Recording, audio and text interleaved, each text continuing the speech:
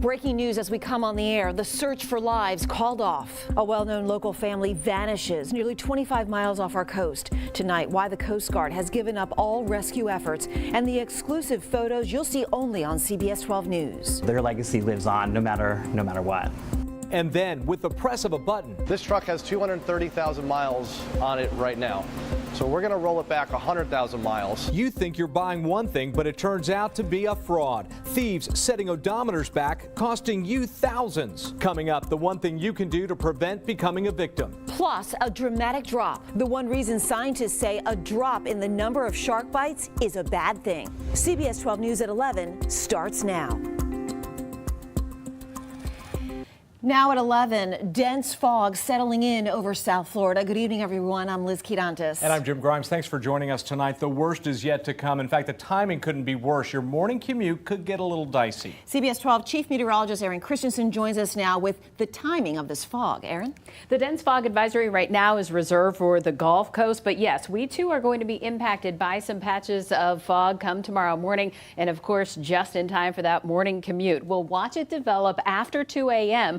But the thickest of fog expected for our area between 5 and 7 a.m. Most areas will have visibility about 1 to 4 miles, but some isolated spots could have visibility knocked down to about half a mile. Our fog tracker showing the worst of it moving in at 6:45. That's when places like South Bay, Wellington will have visibility down to 3 miles, closer to 4 miles for West Palm Beach, 6 in Jupiter, and 6 for Stewart. Now, of course, you want to check in with meteorologist Chris Farrell. He will have the latest for you as you wake up tomorrow morning on this fog. And coming up, I'll let you know what time we're expecting it to clear. Tonight, the search for a local couple is over. A husband and wife and a mother and father who made it their mission to give back to the community. Yeah, the Coast Guard calling off its search for that plane that crashed just off the coast of Palm Beach on Friday. Friends say beloved veterinarian Ken Simmons and his wife Alice were on board that plane when it disappeared from the radar about 20 miles east of Palm Beach. CBS 12's Nyela Charles joins us live from Riviera Beach with why this crash has taken such a toll on the community. Nyela? Well, the Simmons have touched so many lives. As soon as news of the plane crash broke, people from all over came forward with stories about how they made their lives better. And tonight, those same people are still in shock, hoping for a miracle. Over the years, veterinarian Ken Simmons has spoken to CBS 12 News many times. As one of the most well-known vets in Palm Beach County, his knowledge was unmatched. In 2012, his devotion to animals was made even more clear when he fought hard to keep a wounded FHP canine alive. I cannot thank, Dr. Simmons enough. This is obviously his personal aircraft, and he's taken his time, and obviously it's not a cheap endeavor. Drake was shot in the line of duty. Dr. Simmons flew him to Gainesville to give him the best possible shot at life. Drake didn't make it, but Dr. Simmons made a statue in his memory. How many vets, would do that for their clients? Simmons often flew to the Bahamas in his own plane to rescue dogs. It's where he was headed Friday when the couple encountered storms and crashed. This evening, the Coast Guard called off the search. I will miss so much just their friendship and their passion. David Quellen worked with Ken and his wife Alice at Best Buddy International, an organization that helps kids with intellectual disabilities. He cared so much about this community. Here is Dr. Simmons with his best buddy Andrew. Their smiles would just light up together when they were in the same room. The couple also owned a company that sought to bring aquatics programs to local schools. They connected to so many different things. It's really going to be a huge loss to not have them here. Again, the Coast Guard has ended its search, but we're told people are considering taking their own private planes to continue the search for Dr. Simmons, his wife, and the 2 dogs on the plane. We're now reporting live from Riviera Beach, Nyela Charles, CBS 12 News.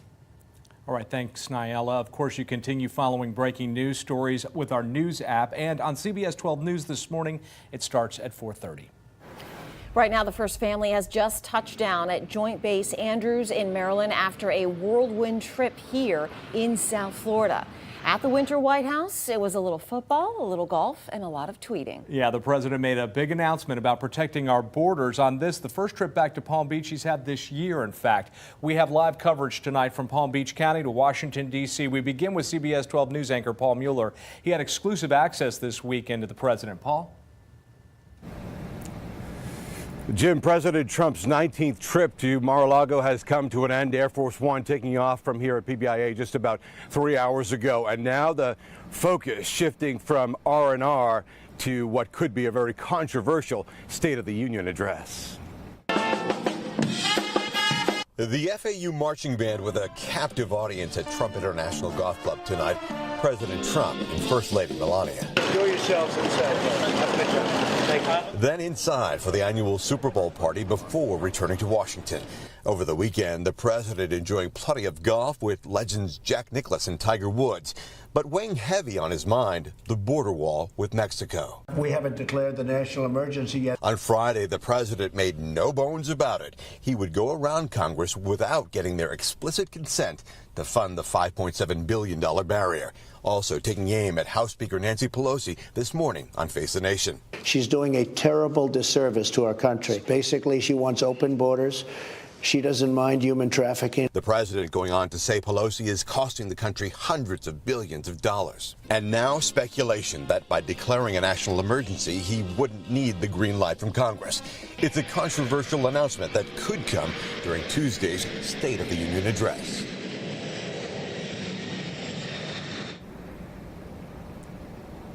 And the president's position, wall or nothing, calling the negotiations with Nancy Pelosi simply a waste of time. Also saying he doesn't think anything's going to happen. That Democrats, he says, don't want border security. That's the latest on that. Live from PBIA, I'm Paul Mueller, CBS 12 News. Meanwhile, thousands of troops are on their way to the Mexico border. The president tweeting from the Winter White House, nearly 4,000 additional troops will be deployed for 90 days. They will join the roughly 2,400 active duty forces at the border right now. The announcement comes as lawmakers work to reach a deal on border security funding to avert another partial government shutdown. Coming up in minutes, a sit-down interview with the president touching on a number of issues, including the possibility of another government shutdown, his relationship with North Korea's president, and his thoughts on the 2020 presidential field widening. Well, you just watched Super Bowl on CBS 12. Of course, the celebrations are well underway in Boston right now. This is video as thousands of Patriot fans are hitting the streets, toasting this the big win. It's the Patriots beat the Rams 13-3 in this, the 53rd Super Bowl. By the way, if you're keeping track, this is the 6th Super Bowl win for the Pats. New tonight, an apology from Florida's former Secretary of State days after resigning for dressing in blackface. Michael Ertel was on the job just 16 days before these photos appeared in the Tallahassee Democrat. Ertel was reportedly posing as a Hurricane Katrina victim at a Halloween party in 2005. Ertel says someone made the photos public out of revenge. He turned a quiet community into chaos. We now know the man at the center of a murder-suicide also once threatened to kill the mayor of Jupiter. Arthur Holbeck killed his wife, then killed himself Wednesday night at villas on the Green in Jupiter. Mayor Todd Wodraska tells CBS 12 News his family needed extra security after Holbeck threatened he would kill him if he didn't get assistance with, quote, harassment. Tonight, at least 5 children left homeless after this blaze tore through their Fort Pierce home. 3 generations are now displaced, 7 people in all.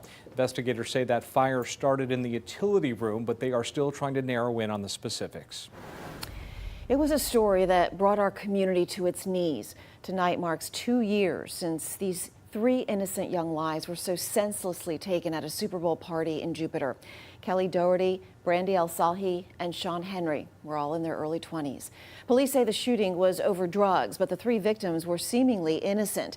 Marcus Stewart and Christopher LaSota face charges for their deaths. Prosecutors are expected to go for the death penalty in LaSota's case. His trial begins in May. Charlie Vorpagel, the intended target and sole survivor, is serving time in prison on other charges. A drastic drop. Shark bites in Florida actually plummeted last year, and while many are saying that our beaches beaches are a lot safer, it has scientists concerned. Back in 2018, there were a drop in 16 unprovoked bites compared to 31 the previous year. Scientists say it may be because sharks are looking for their ideal cooler water temperature, which would be further north.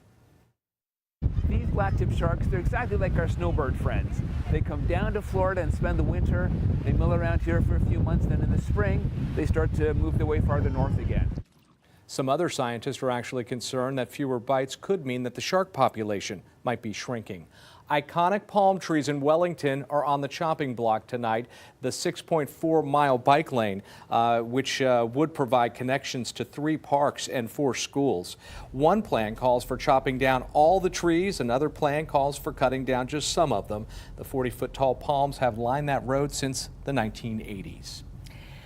A possible cure for cancer just months away. Next at 11, why scientists think a medical breakthrough is on the horizon. Plus, altered odometers. CBS 12 News investigates an old age scam now on the rise, and the one thing you can look out for so you don't become the next victim. And after a super soggy 7 days, we do have a drier week ahead, but we're updating our chance for rain one of those days. That's coming up. And a live look again in Boston, where fans continue to celebrate a big Super Bowl win. We'll be right back. Way FM, proud partner of the CBS 12 News Network, the one to turn to.